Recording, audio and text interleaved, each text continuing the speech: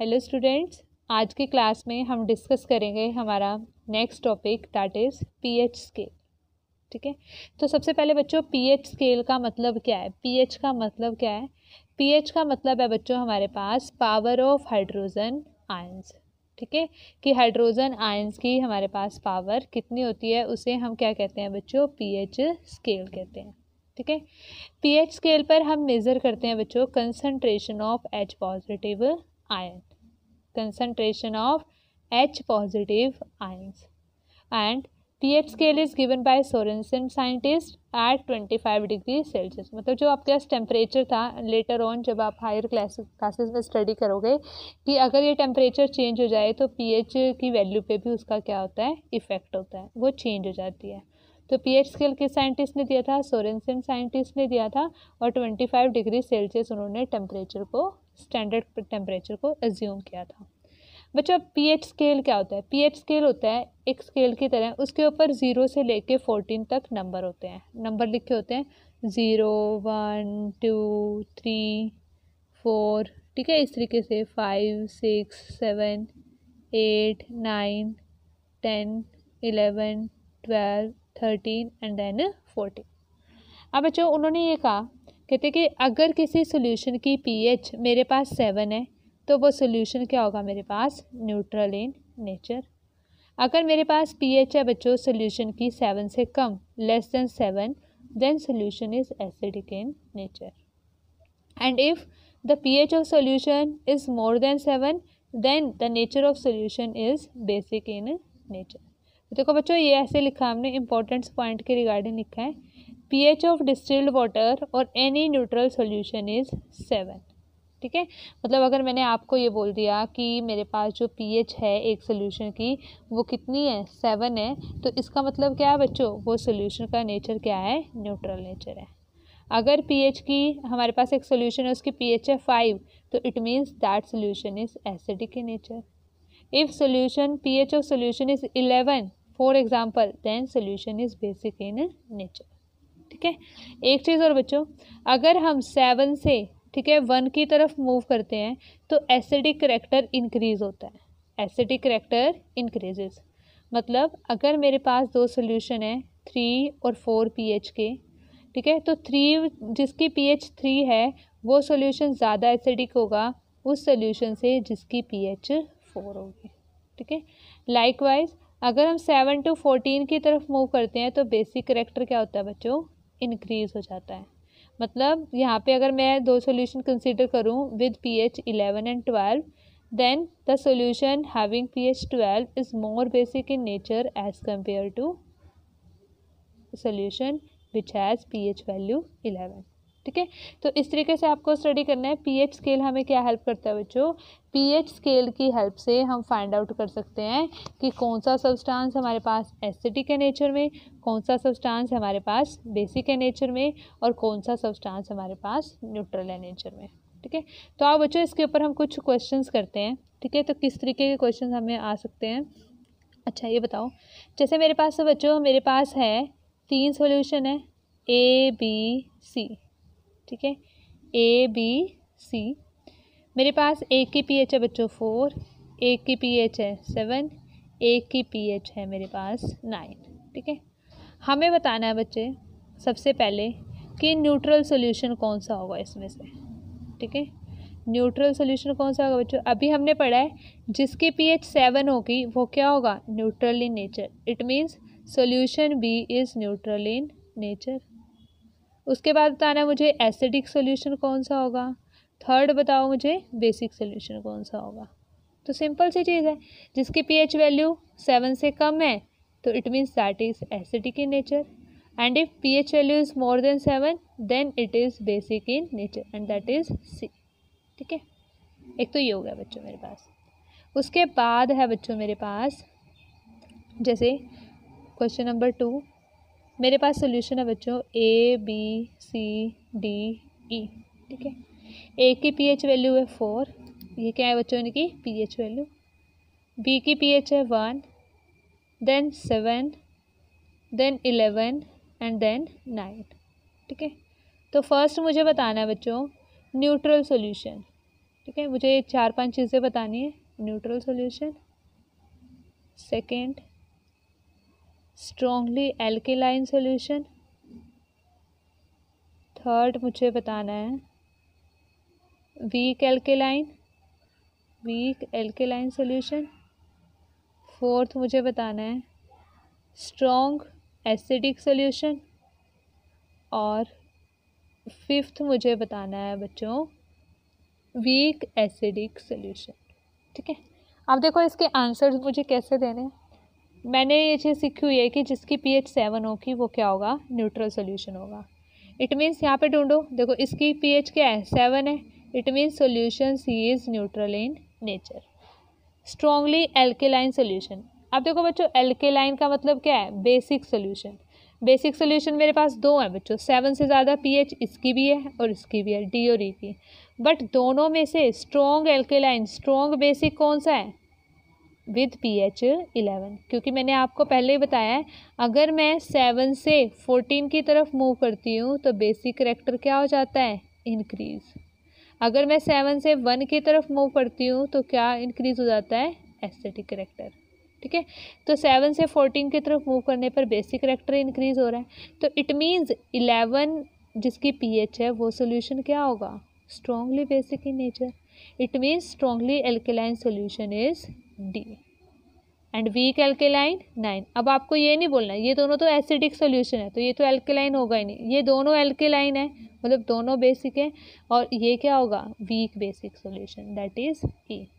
अब ऐसे ही इसमें से स्ट्रॉन्ग एसिडिक सोल्यूशन, अब ये नहीं सोचना कि इसकी pH वैल्यू ज़्यादा है तो ये ज़्यादा एसिडिक होगा, नहीं, क्योंकि जब हम 7 से 1 की तरफ मूव करेंगे तो एसिडिक करैक्टर क्या होता है, इंक्रीज होता है। ठीक है, एसिडिक करैक्टर क्या हो जाएगा बच्चों, इंक्रीज। तो इसका मतलब हमारे पास 1 वाले का एसिडिक करैक्टर सबसे ज़्यादा होगा। It means B solution is more acidic in nature and solution A is weak acidic in nature. तो इस टाइप से क्वेश्चन आते हैं बच्चों एग्जाम में, इसी फॉर्मेट पे इसी के अकॉर्डिंग क्वेश्चन पूछे जाते हैं। ठीक है, डायरेक्ट कभी नहीं पूछा जाता what do mean by pH, वो बहुत कम होता है, रेयर होता है कि पूछा जाए, इस तरीके से क्वेश्चन आता है। ठीक है, एक चीज़ और बच्चों, हम कहते हैं कि pH के थ्रू, pH की वैल्यू से हम क्या फाइंड आउट करते हैं, कंसंट्रेशन ऑफ H पॉजिटिव। ठीक है, from pH we can calculate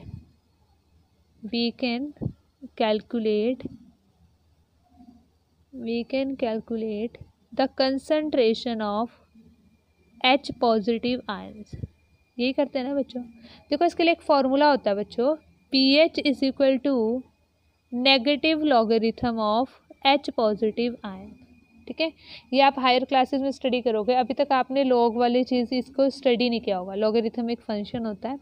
ठीक है, बट फिर भी मैं आपको आइडिया दे देती हूँ हम कैसे फाइंड आउट कर सकते हैं H पॉजिटिव की कंसंट्रेशन को। देखो बच्चों, अगर मेरे पास pH वैल्यू दी हुई है 1, तो जो मेरे पास कंसंट्रेशन ऑफ H पॉजिटिव होगी ना वो हो जाएगी 10 की पावर -1। ठीक है, अगर मेरे पास होगी बच्चे pH की वैल्यू 4 तो मेरे पास कंसंट्रेशन ऑफ H पॉजिटिव हो जाएगी 10 की पावर -4, मतलब 10 की पावर माइनस में कर दिया करो जो भी pH हो। ठीक है, तो वैसे हमारे पास क्या जाती है यहाँ पे कंसंट्रेशन ऑफ H पॉजिटिव। अब देखो बच्चों, ये वाली वैल्यू ग्रेटर है, ये वाली वैल्यू ग्रेटर है, ये वाली वैल्यू ग्रेटर है ना, it means pH is equal to 1 वाले सोल्यूशन में यहाँ पे क्या है, concentration of hydrogen ion is more than concentration of hydrogen ion present in solution with pH 4। ठीक है, तो means concentration of hydrogen ion in solution, ठीक है, with solution pH is equal to 1 is more than concentration of H positive ion with pH and in solution having pH is equal to 4। ठीक है, तो ये मतलब होता है। इसका मतलब अगर मैं यहाँ पे भी आपसे इस तरीके से इंक्रीज़ करवाऊँ कि इंक्रीजिंग ऑर्डर लिखो, इसी केस में मैंने आपको क्या बोला कि इंक्रीजिंग ऑर्डर लिखो, increasing order of H positive ion concentration. ठीक है, तो देखो बच्चे स्क्वायर ब्रैकेट है ना, स्क्वायर ब्रैकेट अपने आप में कंसंट्रेशन को रिप्रेजेंट करती है, ये चीज़ आपको हमेशा ध्यान रखनी है।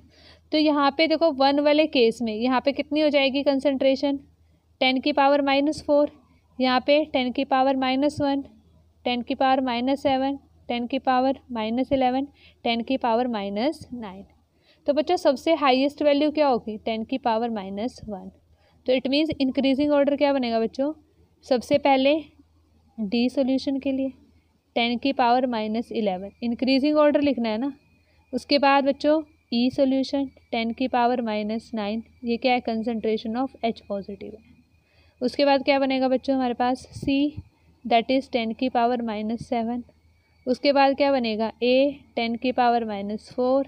उसके बाद क्या बनेगा? बी 10 की पावर -1। ठीक है, तो ये क्या बन जाएगा बच्चों? Increasing order of concentration of H positive ion. ठीक है, इंक्रीजिंग ऑर्डर। तो इस तरीके से भी आपसे क्वेश्चन पूछा जा सकता है।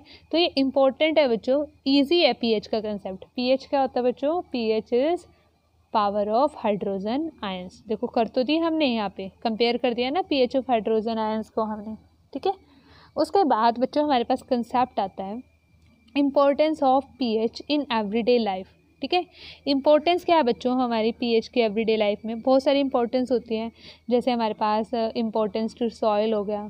ठीक है, इम्पोर्टेंस इन टूथ डिके। ठीक है, importance in digestive system and importance for aquatic life. ठीक है, तो वो हम स्टडी करते हैं बच्चों। ठीक है, यहाँ पे मैंने ये नोट्स बना रखे हैं, तो इसमें से मैं आपको बताती हूँ क्या है बच्चों। देखो इसका मतलब हमारे पास सबसे पहले बच्चों है factor importance of pH to aquatic life. Aquatic life पे क्या इंपॉर्टेंस होती है पीएच की? अब देखो बच्चों, जो इंडस्ट्रियल एरियाज होते हैं वहाँ पे ज़्यादा अमाउंट में एसिड रेन आती है। एसिड रेन का मतलब क्या होता है बच्चों? वाटर के साथ कुछ एसिड भी रेन वाटर में मिक्स हो जाता है, तो उसे हम क्या कहते हैं? Rain water, acid rain. ठीक है, अब देखो बच्चों ड्यूरिंग रेन, तो वो आपके पास जो एसिडिक वाटर है, एसिड रेन वाला वाटर है, वो कहाँ पे जाएगा? वो रिवर्स में, लेक्स में, उनके वाटर के साथ क्या हो जाएगा? मिक्स हो जाएगा। अगर वो उनके साथ मिक्स हो जाएगा बच्चों, तो वो क्या हो जाएगा? एसिडिक इन नेचर, मतलब उसकी पीएच क्या हो जाएगी? डिक्रीज हो जाएगी।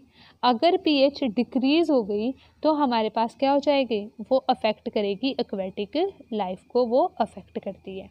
ठीक है, एक्वेटिक लाइफ को तो अफेक्ट करेगी ना, क्योंकि कुछ हमारे पास कुछ स्पीसीज ऐसी होती हैं जो एक पर्टिकुलर पीएच में ही सरवाइव कर सकती है।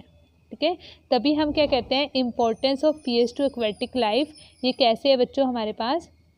कहते हैं in industrial area the pH of rain water is less than 5.6 and that is called acid rain. When the acid rain water flows into rivers, it lowers the pH of river water so that river water get acidic and in turn it kills most of the aquatic life। Clear है बच्चों ये? तो ये हमारे पास ही बच्चों first importance of pH in every day life. ठीक है, our every day life. Next है बच्चों importance of pH in soil. Soil के लिए क्या इंपॉर्टेंस है? बड़ी ज़्यादा इंपॉर्टेंट है। ठीक है, कैसे है बच्चों? देखो जो बच्चों सोल्यूशन है हमारे पास सॉइल बेसिक होती है, बेसिक सॉइल होती है, तो वो भी इम्पोर्टेंट होती है क्रॉप्स के लिए। न्यूट्रल सॉइल में भी क्रॉप्स ग्रो कर सकती है, बट जो एसिडिक सॉइल होती है उसमें क्रॉप्स ग्रो नहीं कर सकती। तो इसलिए बच्चों जब एसिड रेन आती है, ठीक है, या फिर और भी फर्टिलाइजर्स का एक्सेस में यूज़ कर लेते हैं, तो हमारी जो सॉइल हो जाती है वो कैसी बन जाती है बच्चों? Acidic in nature. अगर वो सॉइल ऐसे की ऐसे रही तो वो क्रॉप्स वहाँ पे जो यील्ड होगा ना क्रॉप्स का वो बेटर नहीं होगा।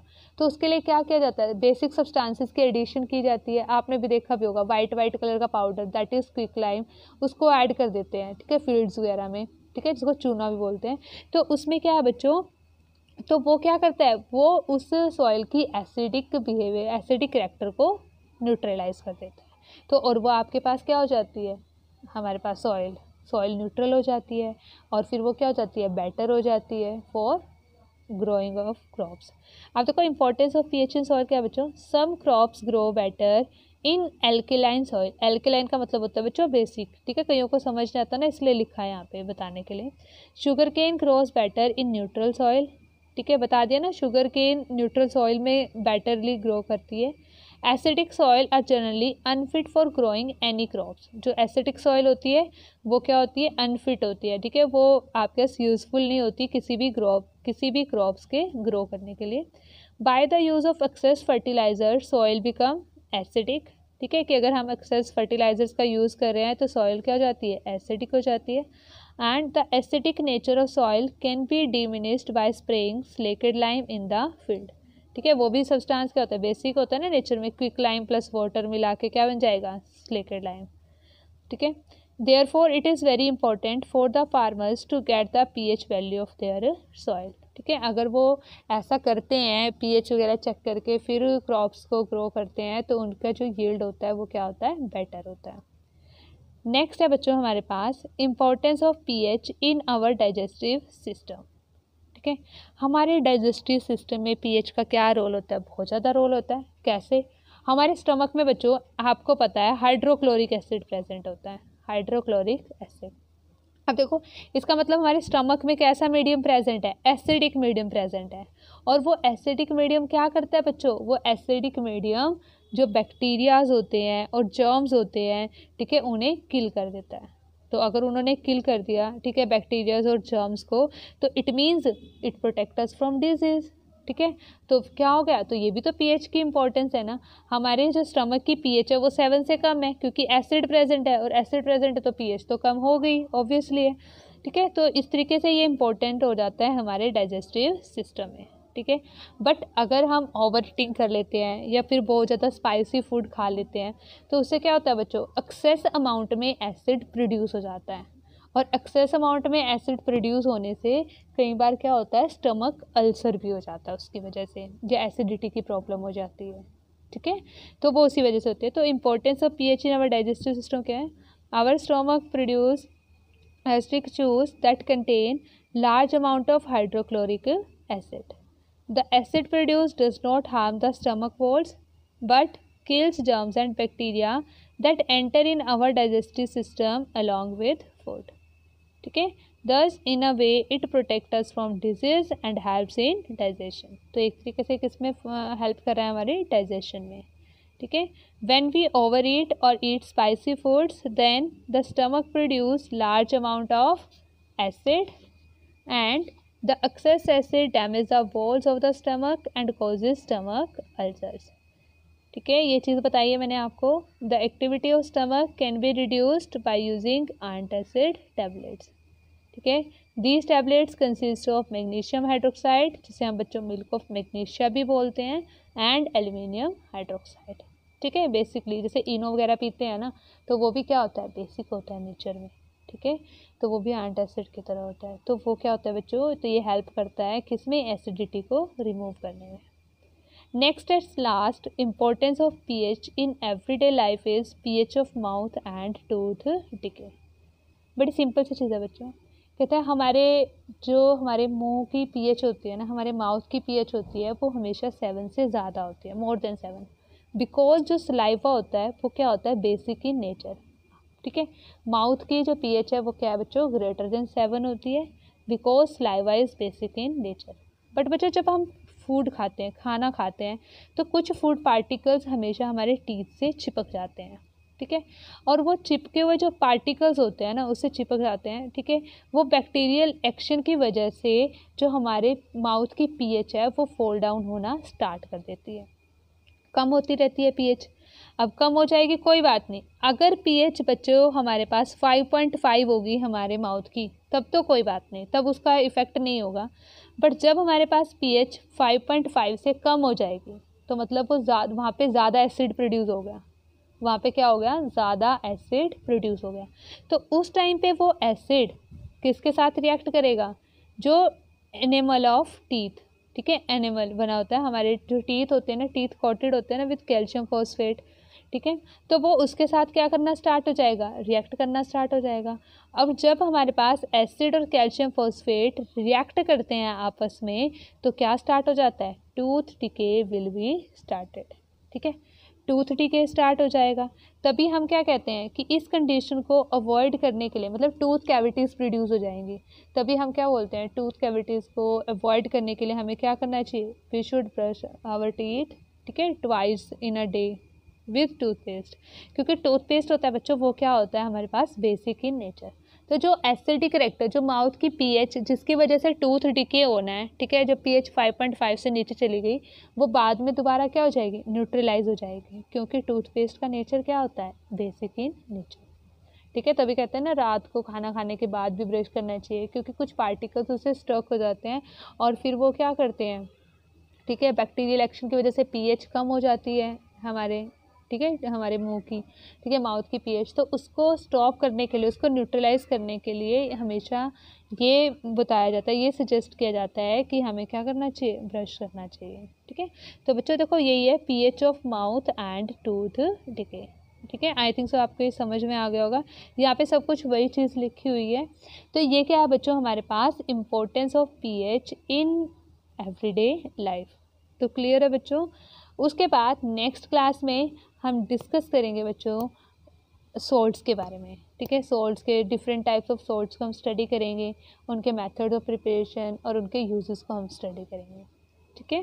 तो फिर बच्चों मिलते हैं अब नेक्स्ट क्लास में।